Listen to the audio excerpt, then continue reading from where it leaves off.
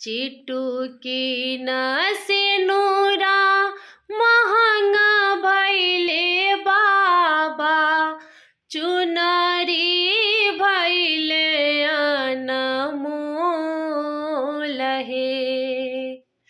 एही रे सेनुरवा के कारण बाबा, छूटी गईले अम्मा के गोद हे। एही रे सेनुरवा के कारण बाबा, छूटी गईले अम्मा के गोद हे।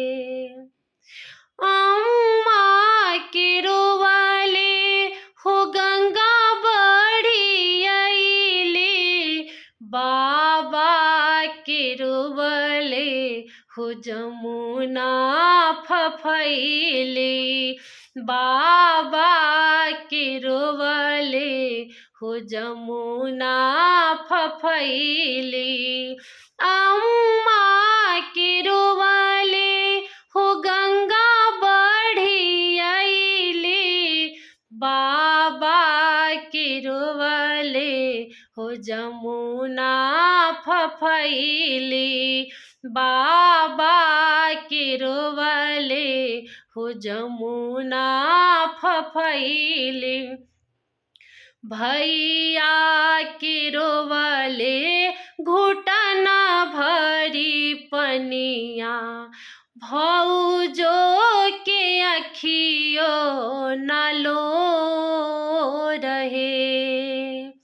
भैया के रोवले घुटना भरी पनिया, भौजो के अखिया नलो रहे।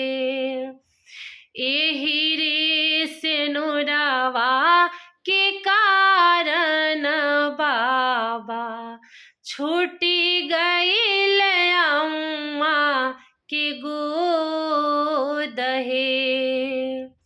एही रे सेनुरवा के कारण बाबा, छूटी गईले अम्मा के गोद हे।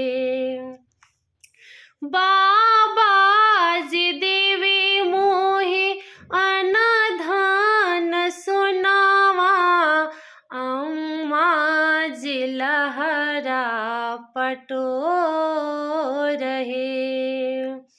बाबा जी देवी मोहे अनधन सोनावा, अम्मा जी लहरा पटो रहे। भैया जी देवी मोहे हंसराज घोड़ावा, भाभी खोइछ भर धान हे। भैया जी देवी मोहे हंसराज घोड़ावा, भाभी खोइछ भर धान हे। एही रे सेनुरवा के कारण हो बाबा, छूटी गईले अम्मा के गोद हे। एही रे सेनुरवा के कारण हो बाबा, छूटी गईले अम्मा के गोद हे। बाबा के दिहल धान 6 मास खइबो, अम्मा के दिहल साड़ी शोभा बढ़ई है। अम्मा के दिहल साड़ी शोभा बढ़ई है। बाबा के दिहल धान 6 मास खइबो, अम्मा के दिहल साड़ी शोभा बढ़ई है। अम्मा के दिहल साड़ी शोभा बढ़ई है। भैया के घोड़ावा हो नगरी घुमई है। भैया के घोड़ावा हो नगरी घुमई है। सुगंधा बढ़ई है खोइछा धान है। एही रे सिनुरवा के कारण हो बाबा छूटी गईल अम्मा के गोद है। एही रे सिनुरवा के कारण हो बाबा छूटी गईल अम्मा के गोद है। बाबा कहिले बेटी 6 मास अइहा।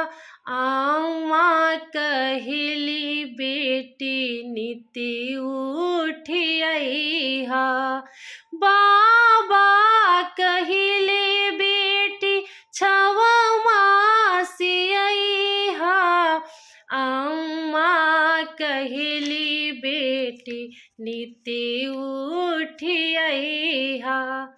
भैया कहिले बहिनी काज परोजन। भाभी कहिली कवन काम है। भैया कहिले बहिनी काज परोजन। भौजी कहिली कवन काम है। एही रे सिनुरवा के कारण हो बाबा छूटी गईल अम्मा के गोद है। एही रे सिनुरवा के कारण हो बाबा छूटी गईल अम्मा के गोद है। किया हम ये भाभी छिकनी रसोइया। किया हम छिकनी दुआर हो। किया हम ये भाभी छिकनी रसोइया। किया हम छिकनी दुआर हो। किया हम ये भाभी नून तेल छिकनी। काहे भेजलू दूर देश हो। किया हम ये भाभी नून तेल छिकनी। काहे भेजलू दूर देश हो। एही रे सिनुरवा के कारण हो बाबा छूटी गईल अम्मा के गोद हो। एही रे सिनुरवा के कारण हो बाबा छूटी गईल अम्मा के गोद हो।